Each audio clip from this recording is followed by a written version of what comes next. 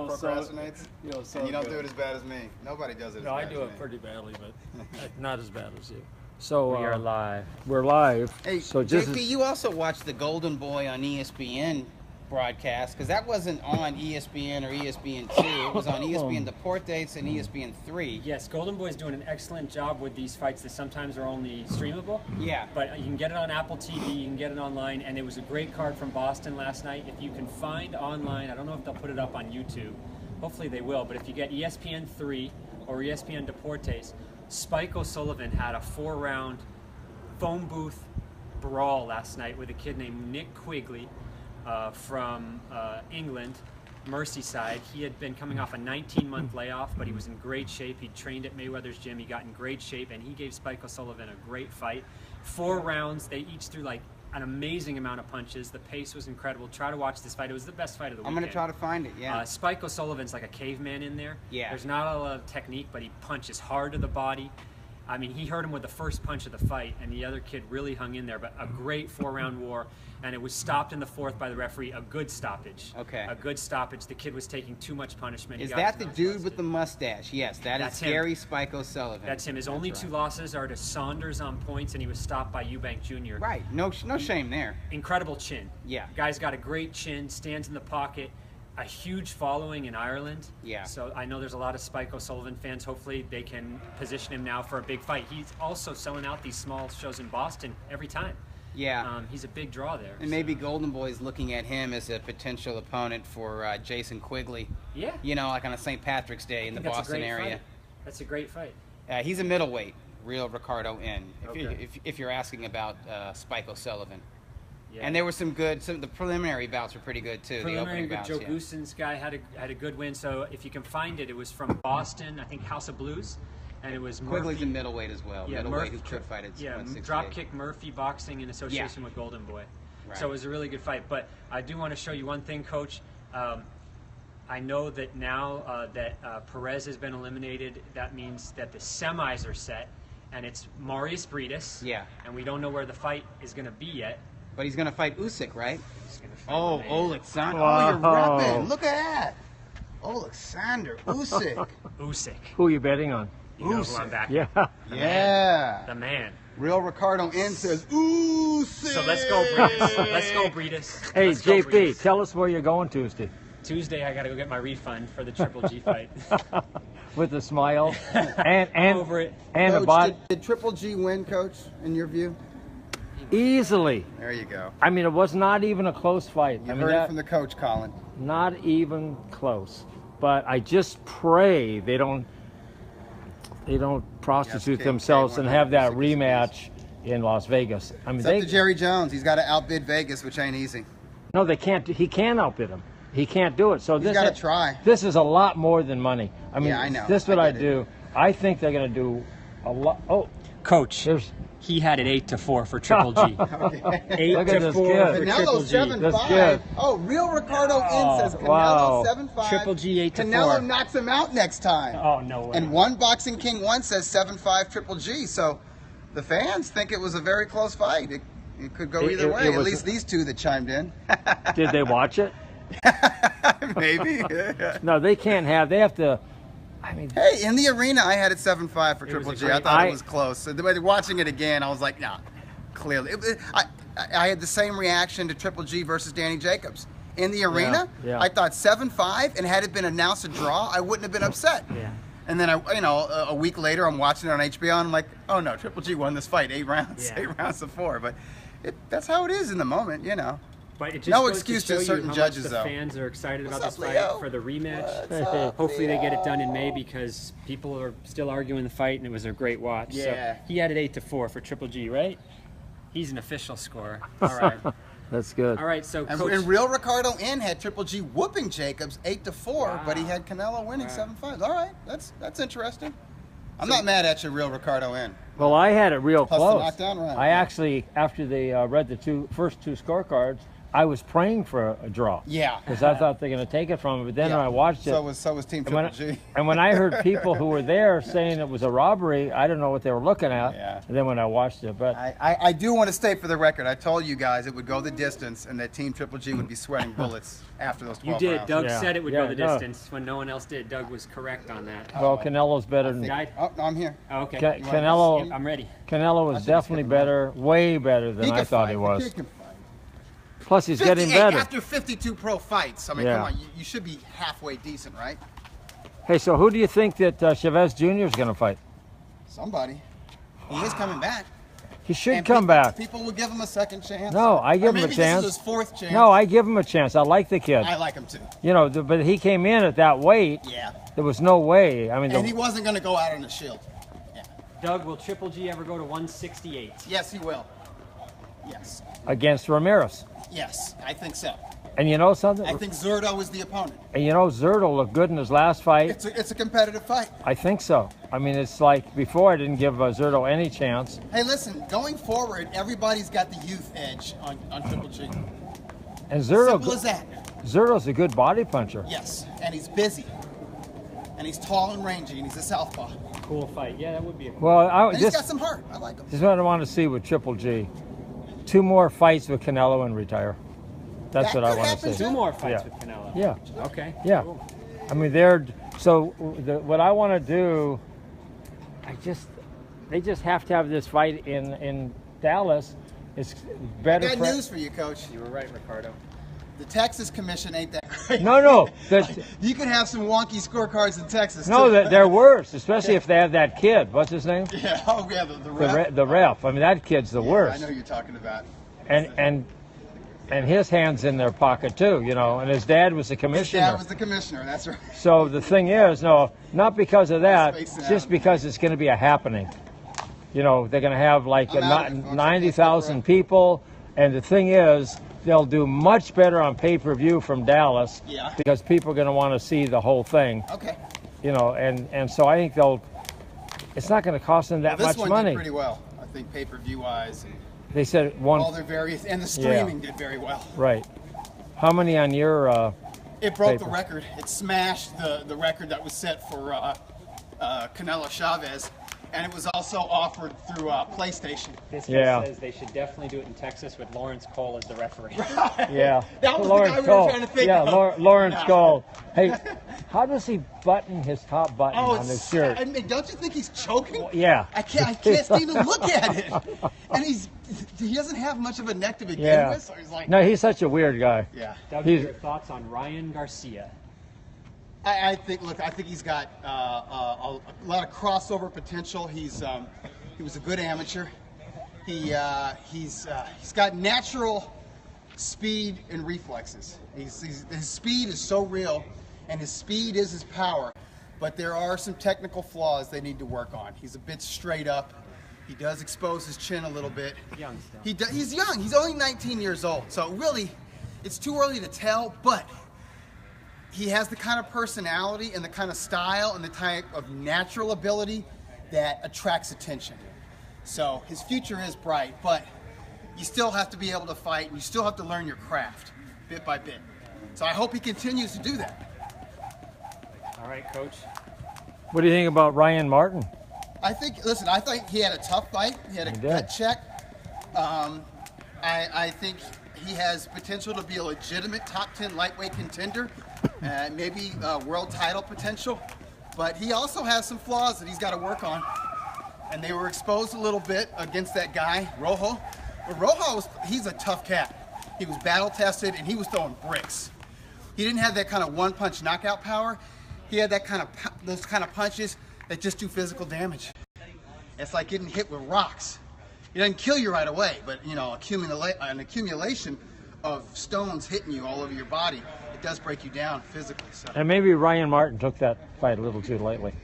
Maybe. He might have got I a think little- He was young. He's caught up in the moment. Yeah, That exactly. whole fight week thing. He was, going to all those. Had to. It was part of Was the there part of an the game. IBF weigh-in day of Canelo versus Triple G? No, there was not, No. right? Okay. No, the IBF does not do the mandatory second day of weigh-ins if other titles are on the line. Okay. because it becomes unfair for Triple G. Right. It becomes unfair if one guy has to do the weigh-in, but the other guy who's not concerned about fighting for or winning the IBF belt, he doesn't have to do it. It's basically the Danny Jacobs rule. Okay.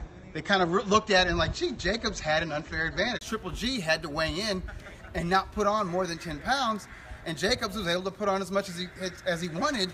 It's not fair if we force one person to do it, like the title holder, and the other doesn't. So, Dougie, your that's why they got rid thoughts of it. on this? Why does Wilder still want to fight Ortiz after this mess? I'm so disappointed. He thinks he in can Ortiz. beat Ortiz, and I think he's probably right about that.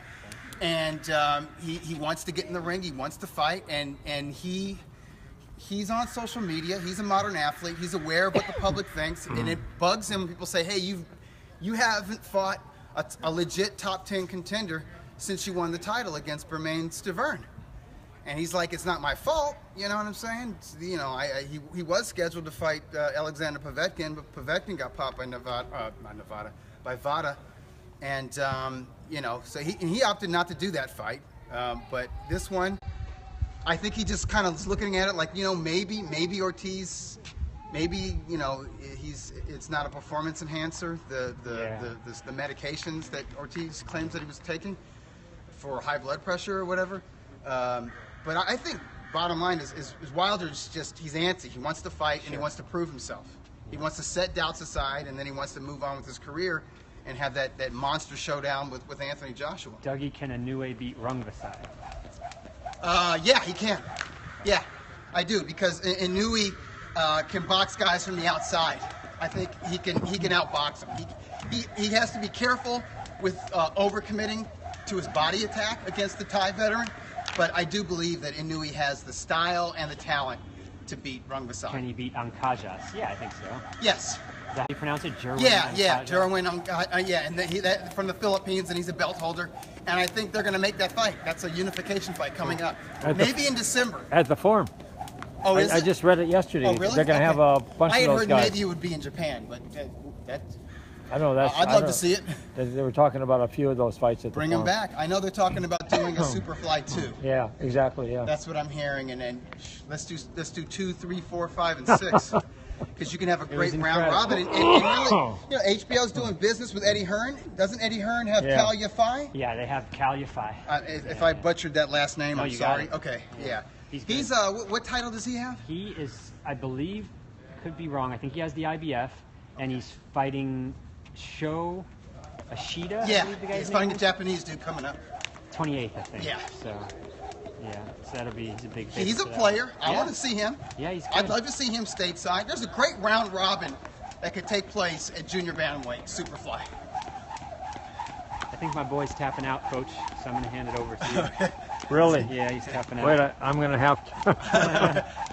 Wait, where's it? Okay, give us 5 minutes, JP. Yeah, you got it. Okay, so you want some questions, Oh, sorry, Doug? thank you. Yafai is WBA. Thank you. WBA. Thank you, Colin. Yeah, I thought it was WBA. Okay, so are you Jerwin is IBF, I think. you ready for some questions? Sure. Okay. Okay. September 27th, 1946, fight of the year. 1946. Fight of the year. Was it middleweight division? Yeah. Was it a rubber match? Yeah, Tony Zale versus Rocky Graziano? you got it. Who won? Who won? Tony Zale. Yeah. Tony Zale won number 1 and number 3. Yeah, And I should point out that Zale was past his prime. yeah. This is post-World War II version of Tony Zale. Tony Zale's prime was prior Yeah. to his service in World War II. And who was the Now, referee? Rocky's super popular guy. Who was the referee? Was it Rudy Goldstein? Yeah, Ruby. Good. Ruby Goldstein. Goldstein? Yeah. Ruby? Ruby Goldstein. Ruby or Rudy? Ruby. Ruby. R-U-B-Y, R-U-B-Y. Yeah, yeah. Goldstein. He was a former fighter. Yeah. Was he not? He's a very famous New York Yeah. fighter. Yeah. What's he famous for? Well, he's unfortunately didn't he referee that fatal match between the rematch or the fatal rubber match between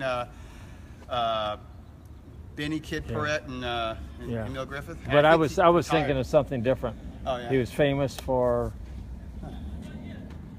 I don't know. the Joey Maxim Sugar Ray Oh, fight. he also reffed that, right? Yeah. Did he need to be replaced? Yeah, It 10th was round. hot. 10th round. Hey man, Yeah, first- that's how hot it was. Yeah, but And that's the only time Ray Robinson stopped in 200 Right. fights. I mean, think about that, people. Oh, But Sugar Ray went 4 more rounds than Ruby know. Goldstein. and he was taking punches and working his ass off. I know.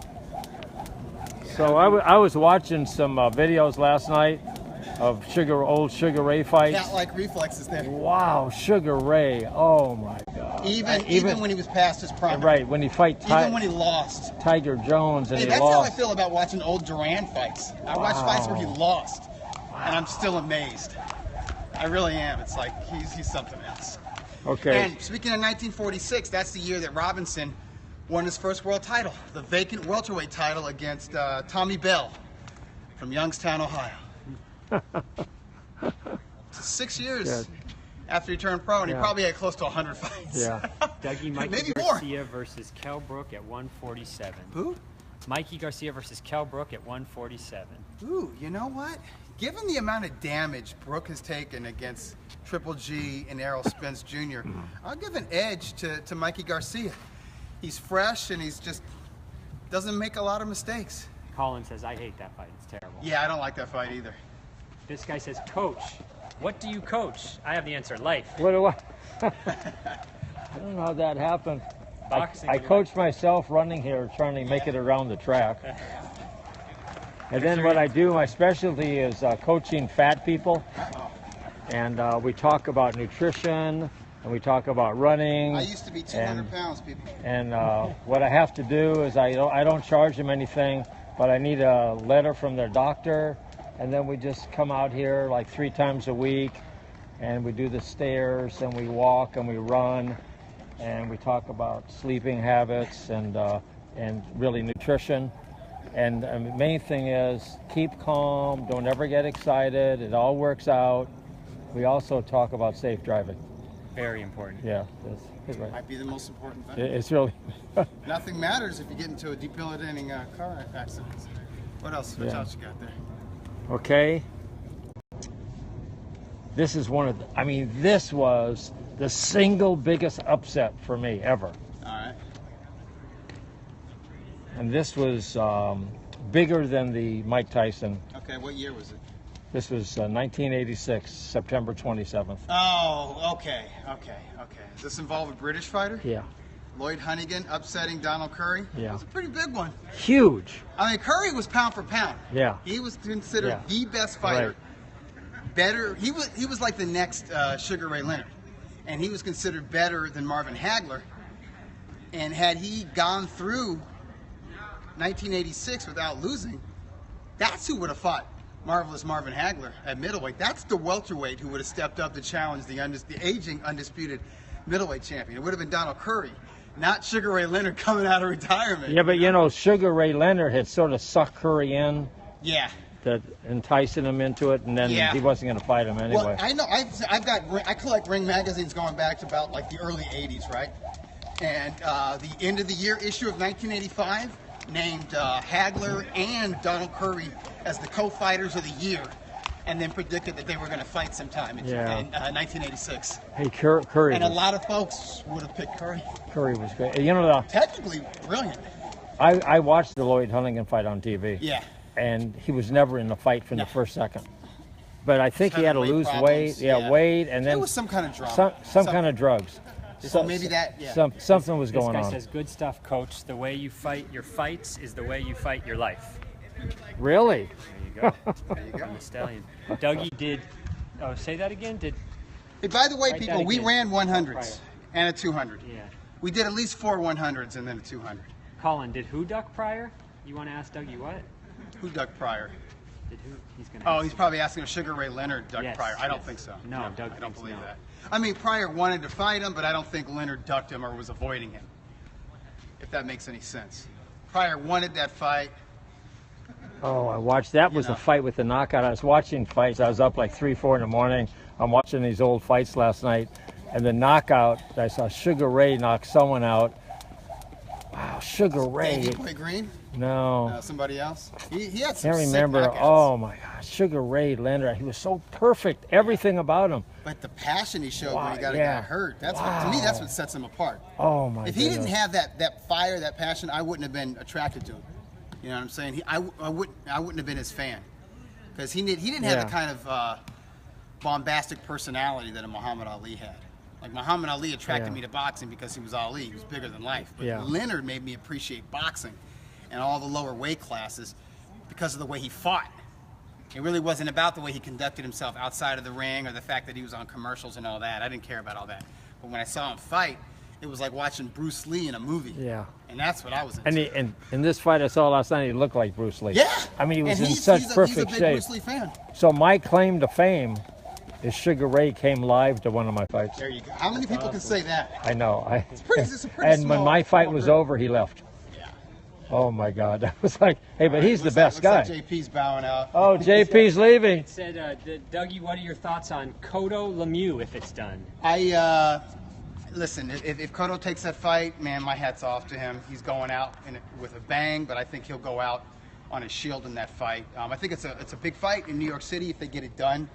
But I just think Lemieux is a real middleweight, and Cotto is an aging, small junior middleweight who obviously has better experience and better talent and better overall technique and boxing ability. But I think over 12 rounds or 10 or 12 rounds, I just think the size and brute power of David Lemieux, who's going to be motivated as hell for this fight, is going to overwhelm him. That's what I think. So it's going to continue on Coach's Periscope. We'll combine them. Well, on no, YouTube. we'll do Dougie's too. So maybe Dougie. The reason we're doing this is Dougie's phone. Were you ever Might go considering off. getting a new phone, Dougie? I've been Keep talking considering. about saying storage is almost full. Oh yeah. Maybe we should just end mine and just continue on yours. Okay. Coach. Yeah. If mine's working, is mine working? Yours is Yeah. working great. It's still going. Say goodbye, Coach. Okay, see you next week. And with Tom Loeffler here. See you next week at the track, guys. What do we got coming up in October? We got the World Boxing Super Series continuing. Yeah. Got Krolla versus Burns. Yeah, that's Next gonna be weekend. fun.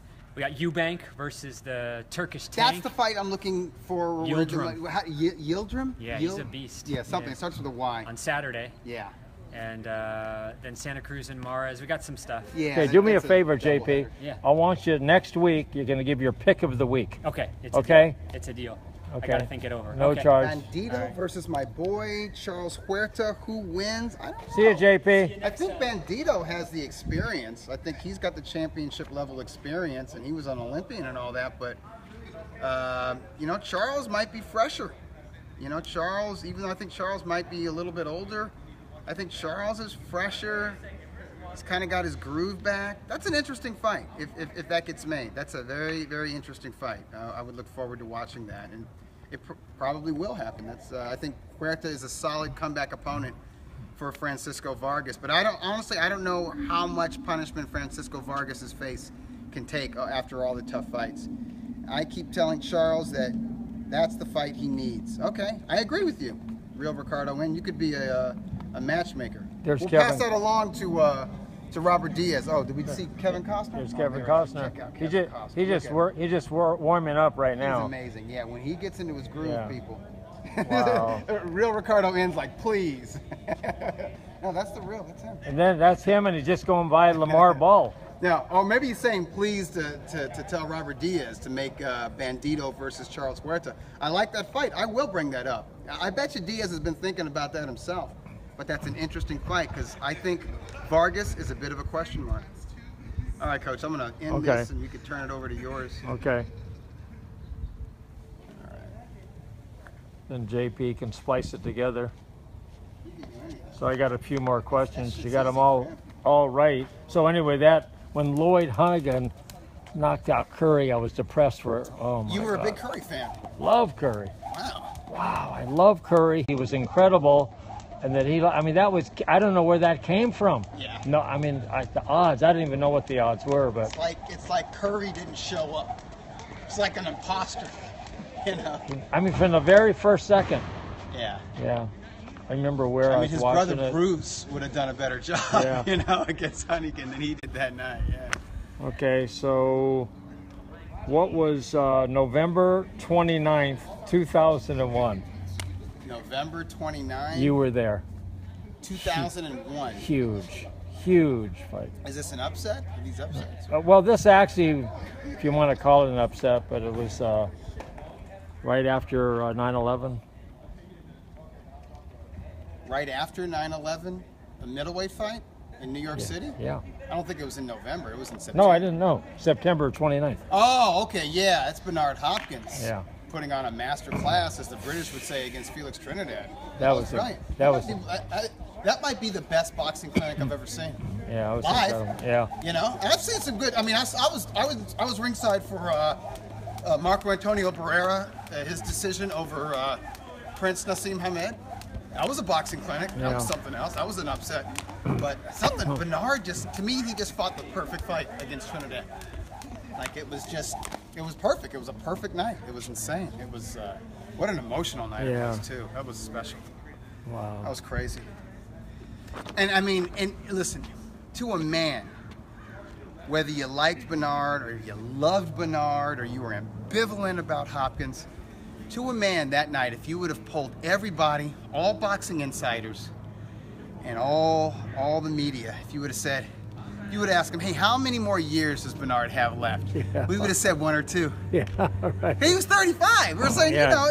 okay, he'll stick around to break Monzon's record and, look for a big payday, maybe hope to get a De La Hoya, maybe try to hope for Fernando Vargas to step up. Maybe he goes up in weight and he fights Joe Calzaghe or something, but it's like a couple years and he's going to be gone. And then, no. He's still around until like last year. 15 years later. I know, it's totally insane. And then he promised his mother he'd quit at 40. Right. So he does lie. Yeah, but he still never has had a cookie. No. That's for sure. I think of him every single day. When he's in Vegas, he's got your special shot. He's got the lemon juice with the ginger. Lemon juice, ginger. Yeah. Costner's in that's cruise control right now. Yeah. When he gets going, it's insane. Yeah. Lemon juice, ginger, cayenne pepper, and there's something else. He adds turmeric. Yeah. And he says that's the only way you can get through Vegas, with talking all day and breathing that air and all the secondhand smoke, So you guys know what's up. Okay. I'm gonna start doing that. September 29th, 2007, Atlantic City. Incredible fight. Wait. Unbelievable fight. Wait, September what? 29th, Okay. 2007. Okay. Atlantic City? Atlantic City. Is this a middleweight fight? Middleweight title fight? Yeah. Okay, this has got to be Kelly Pavlik getting up from 2 knockdowns, I think, in the second round to stop Jermaine Taylor. Was that an incredible fight? Wow. It was the best middleweight shootout of the 2000s, that decade. I think Bernard's middleweight title victory, unification bout against Trinidad was the best single performance. Yeah. The best boxing clinic of all the 2000s in the middleweight division. But Pavlik Taylor won, best shootout, the best brawl, the best fight. Yeah. Of And all the drama. 2000s. Yeah, great drama. Yeah. Wow. Those were big, talented middleweights. I mean, it looked like, technique. after it looked like it was all over for Pavlik. Yep. Came back. I like Pavlik. I like him now. Oh, yeah. Did you see him in Vegas? Yeah, he looked great. He looks good, yeah. He looks great. His spirits are good, too. And I used to see him up at in Oxnard working out. He seemed great. Yeah, no, but then he's still, he can't help him. He's from Ohio. He's from Ohio. No, he's a nice guy. Good people from Ohio, man, But speaking of denial. Yeah. Wow. Yeah. Shit. They're stubborn out there, too. And they do drink out there. Okay, this was September 27th, 1980 in London, middleweight championship. Okay. Someone won it. Okay, so this is probably Marvin Hagler beating Alan Minter. Right. By 3rd or 4th round stoppage? Yeah, 3rd round. 3rd round. Right. He just chopped him up, right? Yeah. Cut him to pieces. And then didn't really get to savor that moment because bottles started raining down on him, right? Yeah. Yeah, they were upset about him stopping It's a crazy it. crowd out there, man. Hey, Hagler's a road warrior, though. That's awesome. Okay. Travel across the Atlantic to get your title. Okay, this After it was denied him the previous year against Antoine Fairmont. Right. He won that fight. Of course. Talk about controversial draws in Vegas in a middleweight championship. Wow. Yeah. So, I mean, here comes Kevin Costner. Right here. Look at him. He's just taking it easy, doing a couple miles like that, and then pretty soon, see, looked over. pretty good. Pretty soon he's going to start sprinting these 400s. He actually, Doesn't he do like quarters? he does the quarters. He does quarter miles in like right around a minute. Oh my God. Yeah. And he's doing this like back to back Yeah. with like a little jog in between. Yeah. He was telling me that the fastest he ever did when he was running as a kid, he was doing like 54s. Oh, that's excellent. That's really good. Well, And he now hasn't he's dropped off that much. No, he's a little over a minute now. Okay, but that's still But pretty we good. have Ron, our friend, 400-meter Ron. We were out the other day here, and he He's really doing never. 70 seconds, yeah. Yeah, he did. That's just on like natural strength. That's not on Yeah. training. No, it's or incredible. building his endurance up, you know, Right. the way you should. Just to came run that right race. out, no training, and he's doing just a little over a minute. That's guts. It's hard. Well, a lot it's of, it's his strength, his natural endurance. yeah, a lot of but it's just- natural ability. Yeah, So, that's all it is. okay, this is a heavyweight fight. This was also September 29th, 1977, A heavyweight fight. heavyweight fight, Title fight? and it was a very famous guy's final victory in a World Heavyweight Championship fight. Final victory? Yeah, You and sure he won about it. that? Yeah, final victory in a World Heavyweight fight. Not his final victory, but I don't know exactly where it was, but it was a 15-round decision. Was it Muhammad Ali over Ernie Shavers? Yeah, it was. It wasn't his final victory in a title fight. Really? Yeah, that was the final victory of that title reign, of his second title reign. But he lost the title to Leon Spinks. But then he beat Leon Spinks in the rematch to win the title for the third time. So that was his final victory. Was the rematch against Leon Spinks? I think that was 1978, at the Superdome in New Orleans, right? Where was this fight? I don't know. It was probably at some Astrodome or something like that, right? I think you know your stuff, Dougie. Yeah. I didn't try to trick you. You didn't? I guess my eyes tricked me. No, it's the internet, man. The internet, it fools people. Well, you know, You see it in print, and you print it out, and you think this is reliable, but then it's like, maybe not. well, yeah, it's usually pretty good. There's a lot of nuances, you know. Yeah. I mean, So, yeah. not too much happening right now, but there's a I'm JP. glad it's kind of slow. But JP knows his stuff, doesn't he? Wow, he does. knows every little single If fight. you're gonna bet, man, you gotta do your homework, man. Oh, he And knows these it. days, He's I'm telling good. you right now, folks, if you're gonna gamble, man, don't put your money down until you know who the officials are, because that has, and you have to take into consideration location, like what region of the world it's in, or what municipality or what commission is overseeing it, and then you got to see who the judges are, and then the referee can be a big, because I Yeah. mean, there's fights that look like even money on paper, or they're, you know, it's an 8-5 fight either way, but the right mix of officials, you know, judges and referees, well, that can sway it kind of in one man's favor pretty handily. And the crowd. And the crowd too. The crowd has an influence on Yeah, that fight. big. Had a big influence on me in that fight. Yeah. I mean, I Right, you thought it was pretty close. thought it was real close. Yeah, I had it But- 7 rounds to 5 at the arena. So, but it's like that for any fight. We're not just talking about Canelo, Triple G. But if you're gonna bet, man, wait till they announce those officials. And do your homework on them, because you know they have their proclivities, they have their habits. You know, they have their tendencies. You know, they value different things in boxing, and boxing is subjective. And some referees are just plain bad. Plus, there's a conflict of interest there. Yeah, Totally. yeah. So I don't know how you change that. I don't know. You just got to get honorable people who know what they're watching. You know something? I think they're honorable. Yeah, no, I don't listen. I've heard people tell me over and over, just like friends of mine who casually watch boxing, is like, come on, that judge who scored it for Canelo, she was on the take, man. You Yeah. got to tell Oscar, stop paying these judges. And I'm like, Right. you don't have to pay her. Yeah. She's actually consistent in her bad scorecards. And if you go and you look at her scorecards, if you look at how she scored, like Trout Cotto, right? Trout won that fight, but not 11 rounds to 1. And if you look at that fight, Cotto was trying to come forward. Like, to me, it seems like she will not. If you're coming forward trying to make the fight like that, she doesn't see that as boxing. She sees boxing as avoiding the confrontation and counterpunching and working your jab or fighting off the ropes. She likes that. Because she scored a fight, I think it was Jose Benavidez against Francisco Chia Santana, where Santana was the pressure fighter, landing heavy shots, and he was putting Benavidez up against the ropes.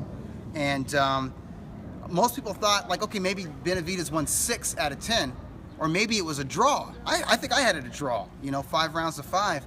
She had it a shutout for Benavidez, because Benavidez is backing up, and he's against the ropes, and he's counterpunching off the ropes, and he's moving around. And so I think in bird's eyes, well, that's what boxing is. Boxing, you move, you stick and move, or you counterpunch.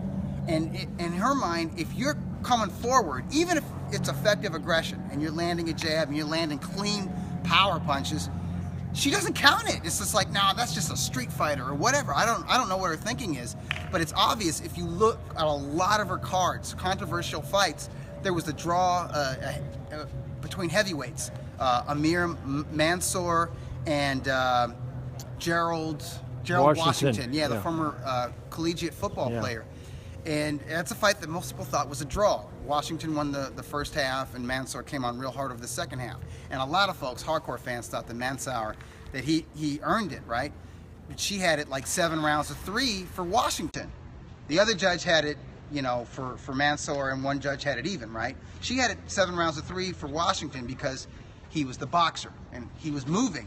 Even when he was losing, he was still winning in her eyes because he's boxing. He's doing this. He's doing this. He's, and that's her. That's what she values. So, the fact that she scored it for Canelo, it could have nothing to do with Oscar De La Hoya, Golden Boy Promotions, or even the fact that Canelo was the star and had the crowd behind him. It could just be Canelo was doing what she believes is boxing, effective boxing.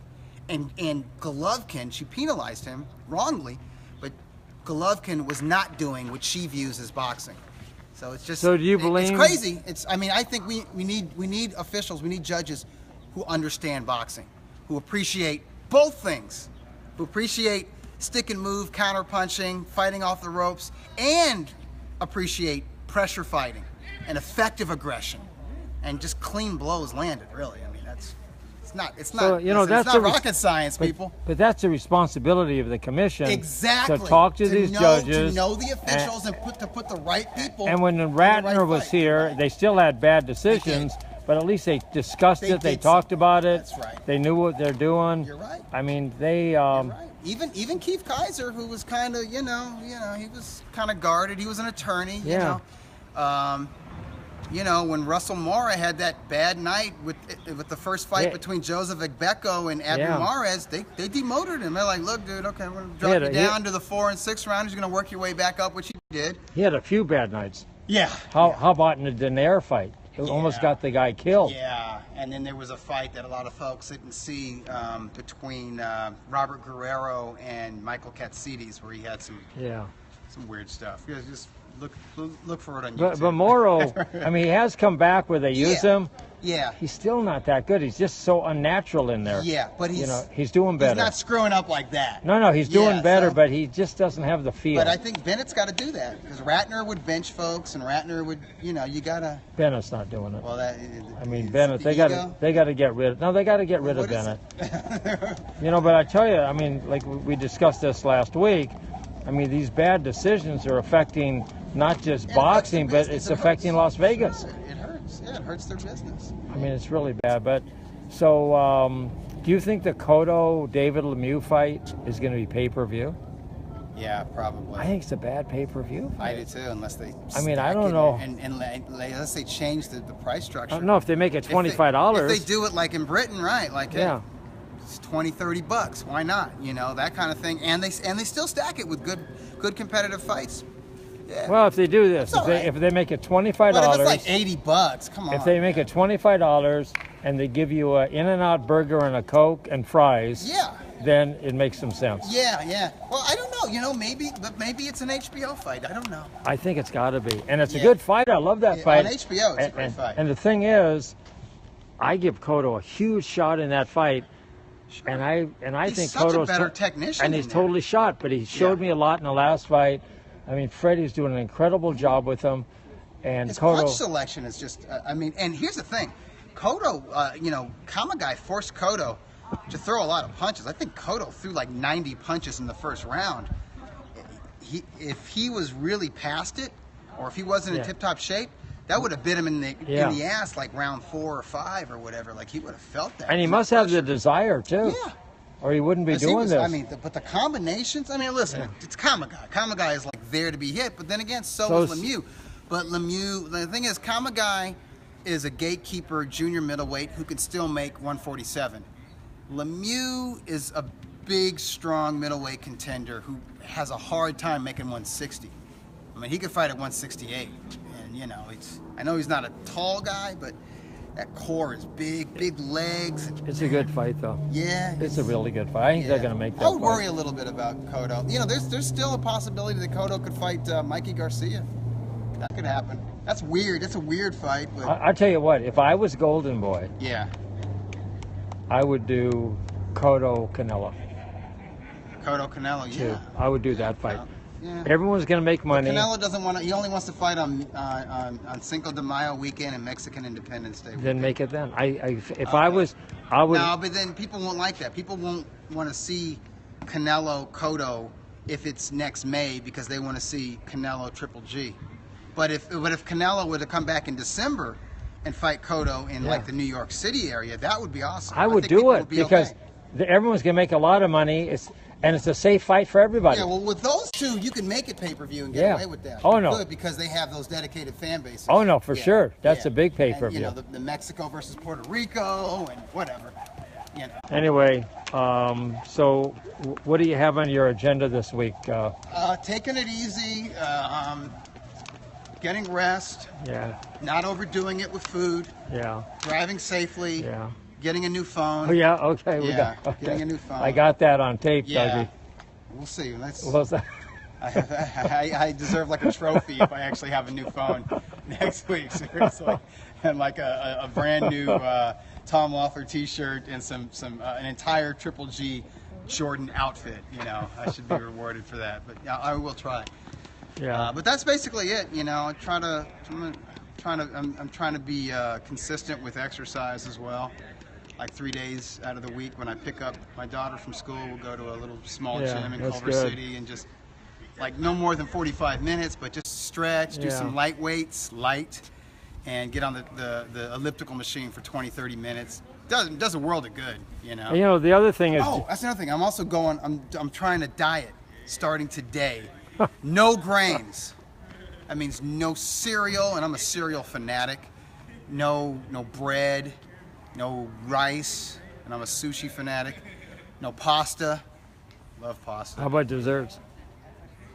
I'm going to cut down. I'm not cutting out sugar. I'm going to cut down on sugar. But I'm just, for 31 days, I'm going to try not eating any kind of grains. And see what happens. See if I lose weight. Well, I do have a little bit of paunch. Coach Larry? Yeah. So he eliminated all pastas and bread. Yeah. The weight just came off. He wasn't even that. He wasn't heavy. Yeah. It just like melted off. Yeah. And you feel better because that stuff just turns. No, the pasta is so good. Though. It is so good. Especially all you can eat pasta places. Yeah. Like Doug and I were talking about the buffets in Las Vegas. Man, that's the kiss of death. Oh my God. Going to Las Vegas even for 2 or 3 days, it takes you a long time to get over it. Doesn't it? Yeah. So the other thing is, but just so you know, you're not alone in that. I know. I feel good about it. Everybody who was there for Triple G weekend, whether they were there for 2 days or 6 days, they're all just out. They've been out of it. Yeah. It's under the weather It's just really tough. So the other Vegas thing is overrated. Everybody. Yeah, we were at the hotel and sort of hungry and just going to get a banana. Yeah. So they have this little stand over there, just in there. They have like rolls and stuff like bananas. How much do you think the bananas are each? How much one banana? Yeah. In Vegas, $3. $2.50 for a banana. Okay, that's not as bad as I thought. $2.50. But right across the way, $3. here they had a stand which is sort of a, they had some like fancy rolls and stuff like that. Yeah. Over here, where they sold cigarettes and all, cold drinks and all that, It was 3 for $2. So They encourage the unhealthy shit. So what do you think about safe driving, Dougie? I think it's the most important thing. Yeah. You know, good diet, getting your rest, and exercise is great, but it's no good if you're a paraplegic or if you're dead. So pay attention, because there's a lot of folks out there who are not paying attention. They're distracted, they're sleep deprived, they're drugged out. Yeah.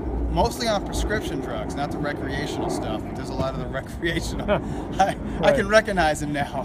But the folks overdoing it on the prescription drugs, they're a little crazier. They're a little meaner, and the recreational drug folks are just lax. And they don't know they're doing it. No, it's they're caught up in their nutty stuff. But man, be real careful, particularly during the morning commute. It's extra frantic. You know, you're driving your kids to school or you're going to work. Even if you're late, don't do anything crazy just to shave like 1 minute off your. Now, you know what you arrival need to time, do? because it's not worth it. Not only when you get in your car, but just when you get up, just give yourself a couple minutes, just meditate a little bit about how the day is going to go, that you're going to be calm, that you really are going to love everyone. Yeah, be in a good mood. And you can make yourself in a good mood. That's right. And no matter what happens, you take the high road. You love everyone. It right does work, but meditation's great. You can do it yourself. You just sit there and relax, take a deep breath, and it works. Yes, it does. Anyway, Dougie, you're 100%. Did okay? Yeah, 100% on my test. Not bad. And I don't know how to turn this off. All right, well, I'll turn it off. It's this little X right up here. Okay.